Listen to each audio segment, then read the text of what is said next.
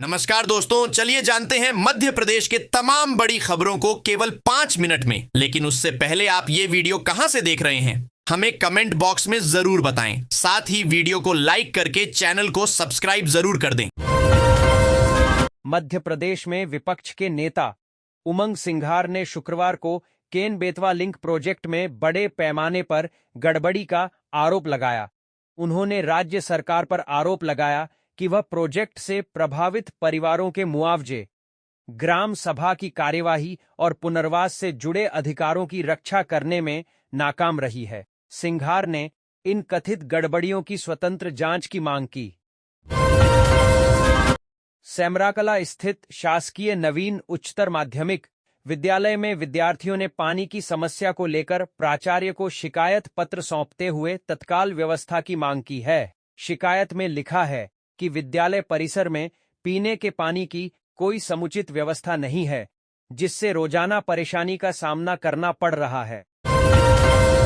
डाक विभाग के निजीकरण, कर्मचारियों पर बढ़ते व्यावसायिक टारगेट के दबाव और विभागीय नीतियों के विरोध में भारतीय डाक कर्मचारी संघ ग्रुप सी मध्य प्रदेश परिमंडल ने आंदोलन का ऐलान किया है। संघ का कहना है कि कर्मचारियों से उनके मूल कार्य के बजाय बैंक खाते, बीमा और अन्य योजनाओं के लक्ष्य पूरे कराने का दबाव बनाया जा रहा है, जिससे मानसिक और आर्थिक शोषण हो रहा है। यदि सरकार और विभाग ने मांगों पर जल्द फैसला नहीं लिया तो 18 अगस्त से अनिश्चितकालीन हड़ताल की जाएगी। मध्य प्रदेश का इंजीनियरिंग मार्वल यानी चमत्कार सलीमनाबाद टनल करीब करीब तैयार है। मुख्यमंत्री डॉक्टर मोहन यादव ने 17 जुलाई को कटनी जिले में इसका निरीक्षण किया। यह tunnel CM doctor Mohan Yadav का ड्रीम प्रोजेक्ट है। इस टनल से जबलपुर, कटनी, मैहर, सतना, रीवा और पन्ना के करीब 1450 गांवों की 2.45 लाख हेक्टेयर भूमि को स्थायी सिंचाई सुविधा मिलेगी। इस तरह पूरे विंध्य महाकौशल क्षेत्र की खेती की तस्वीर और तकदीर ही बदल जाएगी। ब्राउन शुगर ड्रग्स की खरीदी बिक्री, सेवन, धोखाधड़ी और ऑनलाइन सट्टे की जांच वित्तीय लेनदेन तक जा पहुंची है। पुलिस ने प्रदेश कांग्रेस अध्यक्ष जीतू पटवारी के भाई कुलभूषण उर्फ नाना पटवारी और कॉलोनाइजर सुमित मंत्री से 10 साल का बैंक ट्रांजैक्शन मांगा है। कॉलोनाइजर सुमित मंत्री फर्जी मेडिकल सर्टिफिकेट बनवाकर बचने की कोशिश में है। राजधानी में 5 से 8 अगस्त तक आयोजित होने वाली तृतीय BRICS culture working group CWG और ब्रिक्स संस्कृति मंत्रियों की बैठक को लेकर तैयारियां तेज हो गई हैं। कलेक्टर प्रियंक मिश्रा ने गुरुवार को संबंधित विभागों के अधिकारियों के साथ समीक्षा कर सभी व्यवस्थाएं समय सीमा में उच्च गुणवत्ता और बेहतर समन्वय के साथ पूरी करने के निर्देश दिए हैं। इस अंतर्राष्ट्रीय आयोजन को लेकर प्रशासन पूरी सक्रियता से तैयारियों में जुटा है। अमेरिका ईरान के बीच बढ़ते तनाव का असर अब भोपाल के कैंसर मरीजों पर भी पड़ने लगा है। अंतर्राष्ट्रीय स्तर पर कच्चे माल की सप्लाई रुकने से शहर के बड़े सरकारी अस्पतालों में कीमोथेरेपी की जरूरी दवाएं पिछले 3 से 4 हफ्तों से नहीं मिल रही हैं। फेफड़े, गर्भाशय, मुंह और गले के कैंसर में इस्तेमाल होने वाली मुख्य दवाएं सिस्प्लेटिन और कार्बोप्लाटिन बाजार में नहीं मिल रही हैं। 20 जुलाई से प्रारंभ होने जा रहे मध्य प्रदेश विधानसभा के मानसून सत्र में सरकार समान नागरिक संहिता यूसीसी विधेयक प्रस्तुत करेगी। इसके प्राविधानों का प्रस्तुतिकरण 9 जुलाई को भोपाल के निकट पर्यटक स्थल जगदीशपुर में होने वाली कैबिनेट की बैठक में किया जाएगा, ताकि मंत्री इसके सभी पक्षों से अवगत हो जाएं। चैम्बर ऑफ कॉमर्स के 6 व कार्यकारिणी सदस्यों के 150 पदों के लिए शुक्रवार सुबह से चैम्बर भवन में सुबह 8 बजे से मतदान शुरू हो गया है। मतदान शाम 5 बजे तक चलेगा और मतदान के 2 घंटे के बाद मतगणना शुरू होगी। इसके बाद देर रात तक पदाधिकारियों के परिणाम आएंगे। चूंकि पदाधिकारी पद के लिए मुकाबला आमने सामने का है। शहर के बड़ा गणपति सड़क पर बेकाबू ट्रक से हुए हादसे को 11 महीनों बीत चुके हैं। घटना कई परिवारों के लिए दुःस्वप्न की तरह रही, लेकिन जिम्मेदारों ने व्यवस्था सुधारने के बजाय ऐसा लाइसेंसी सिस्टम बना दिया कि अब अपने सपनों का घर बनाने का शहरवासियों का सपना रोज टूट रहा है। भारतीय रेलवे के आधुनिकीकरण और यात्री सुविधाओं को विश्वस्तरीय बनाने की दिशा में एक बड़ा कदम उठाया गया है। पश्चिम मध्य रेलवे के भोपाल मंडल के अंतर्गत आने वाले 4 प्रमुख रेलवे स्टेशनों सांची, विदिशा, अशोकनगर और शिवपुरी का अमृत भारत स्टेशन योजना के तहत पूरी तरह से कायाकल्प दिया गया है। जेपी अस्पताल के करीब 160 संविदा कर्मचारियों के लिए परेशानी बढ़ गई है। एक तरफ लंबित एरियर का भुगतान नहीं हुआ है, वहीं दूसरी तरफ अब सेडमेप पोर्टल के जरिए इन्हें दोबारा से भर्ती किया जा रहा है। कई कर्मचारियों को तो हटा दिया गया है। मेयर इन काउंसिल MIC की बैठक में गुरुवार को महापौर डॉक्टर शोभा सिकरवार ने संपत्ति कर जमा करने में 6% की छूट का प्रस्ताव एजेंडा से अलग लाकर मंजूर कराया। इसके बाद इसे अंतिम निर्णय के लिए परिषद की ओर भेजा गया है। वैसे छूट का प्राविधान 30 जून तक रहता है और इसे बढ़ाने की प्रक्रिया की जाती है। ऐसे में MIC ने अपनी तरफ से प्रस्ताव लाकर मंजूर कर दिया है। देश के एयरपोर्टों को लेकर जारी ग्राहक संतुष्टि सर्वे सूचकांक में चौथे स्थान पर आने वाले ग्वालियर एयरपोर्ट की कुछ खास बातों ने यह मुकाम दिलाया है। प्रदेश के एयरपोर्ट में 4 एरो ब्रिज राजधानी तक में नहीं है।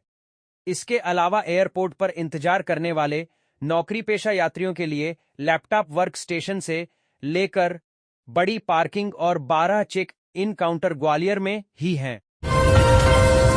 अगर आप असेसमेंट ईयर 2026 से 27 के लिए अपना इनकम टैक्स रिटर्न यानी ITR फाइल करने की तैयारी कर रहे हैं तो यह खबर आपके लिए बेहद जरूरी है।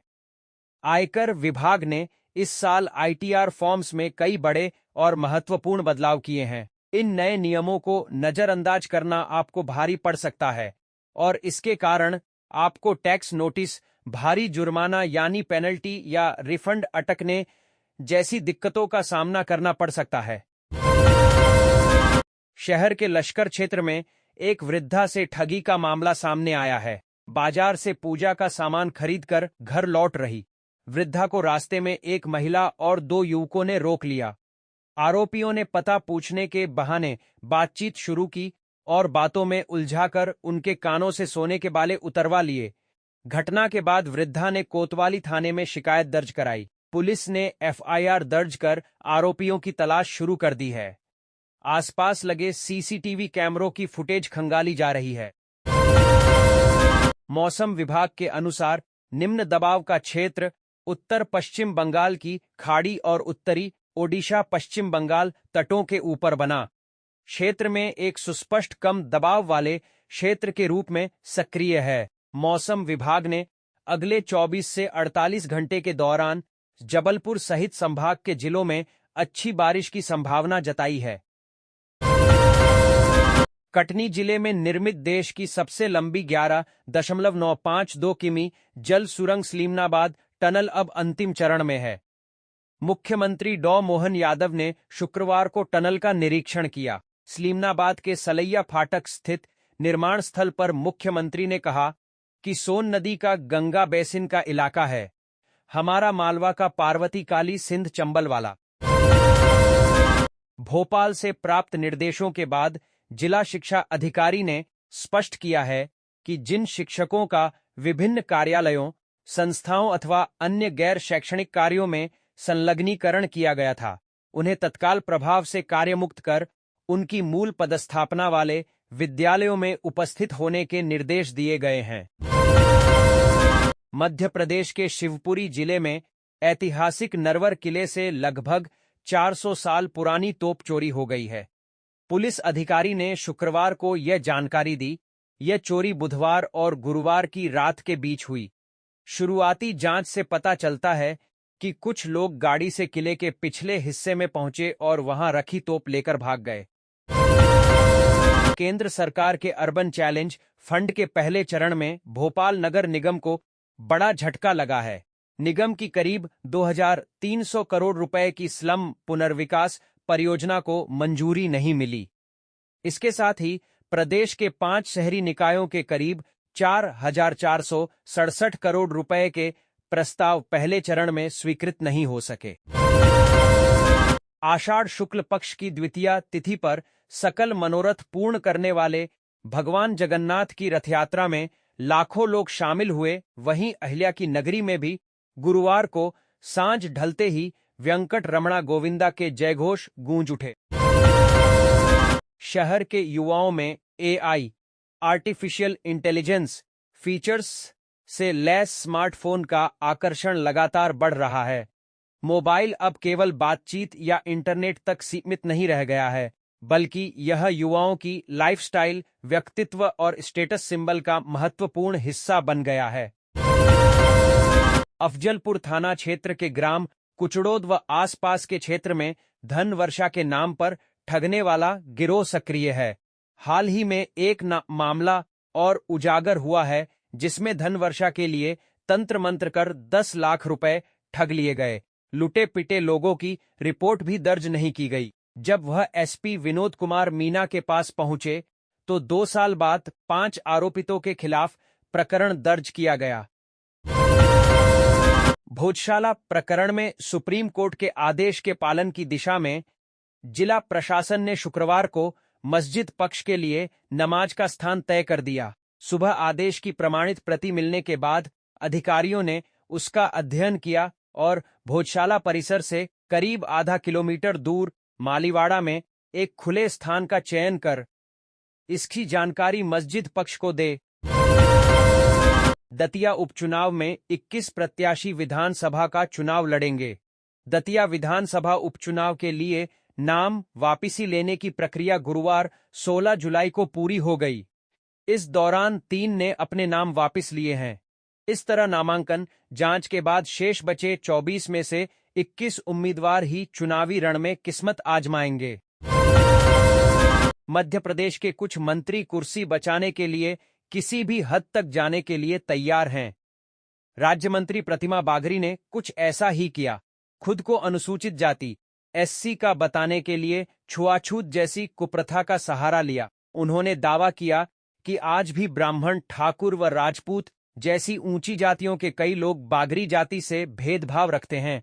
वे बागरी जाति के घरों में भोजन तक नहीं करते।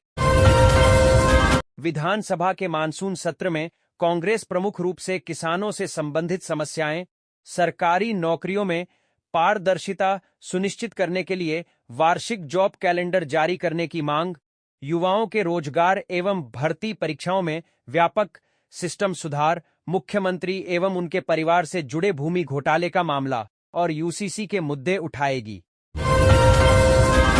केंद्रीय मंत्री ज्योतिरादित्य सिंधिया की जनसुनवाई में गुरुवार को भाजपा नेता ने ही हंगामा कर दिया। भाजपा नेता ने अपनी पार्टी के चंदेरी विधायक के भतीजे पर जमीन हड़पने का गंभीर आरोप लगा दिया। साथ ही चेतावनी दे डाली कि अगर न्याय नहीं मिला तो वह परिवार सहित अपनी जान दे देगा। दतिया उपचुनाव का सियासी रण जीतने के लिए भाजपा ने पूरी ताकत झोंक दी है। शुक्रवार से राजनीतिक दलों में घमासान और तेज हो जाएगा, क्योंकि बड़े नेताओं की नियुक्तियां कर उन्हें जिम्मेदारी दे दी है। आज से दतिया में डेरा डालेंगे। मध्य प्रदेश सरकार ने खनिजों के अवैध परिवहन पर रोक लगाने के उद्देश्य से प्रदेश में स्थापित 40 ई चेक पोस्ट को प्रभावी ढंग से संचालित करने के लिए नियमों में संशोधन कर दिया है। नई व्यवस्था के तहत ई चेक पोस्ट से गुजरने वाले वाहनों की नंबर प्लेट और अभिवहन पास ईटीपी का मिलान किया जाएगा, जिससे अवैध परिवहन की पहचान आसान होगी। मध्य प्रदेश के दतिया जिले में 30 जुलाई को होने वाले उपचुनाव के लिए आदर्श आचार संहिता लागू है। पुलिस ने 2 गाड़ियों से 36.19 लाख रुपए नकद जब्त किए हैं।